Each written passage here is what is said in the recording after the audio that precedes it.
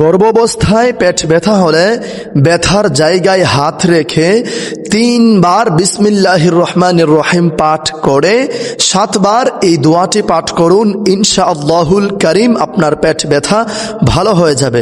দোয়াটি হচ্ছে আউযু বিইজ্জাতিল্লাহি ওয়া কুদরাতিহি মিন শাররি মা আজিদু ওয়া উহাযিরু। আউযু বিইজ্জাতিল্লাহি ওয়া কুদরাতিহি মিন শাররি মা আজিদু ওয়া উহাযিরু। এই দোয়াটি 7 বার পাঠ করুন ব্যথার জায়গায় হাত রেখে। অবশ্যই সবার প্রথমে ব্যথার জায়গায় হাত রেখে বিসমিল্লাহির রহমানির রহিম বিসমিল্লাহির রহমানির রহিম বিসমিল্লাহির রহমানির রহিম। এরপর পড়বেন আউযু বিইজ্জাতিল্লাহি ওয়া কুদরাতিহি মিন শাররি মা আজিদু ওয়া উহাযিরু।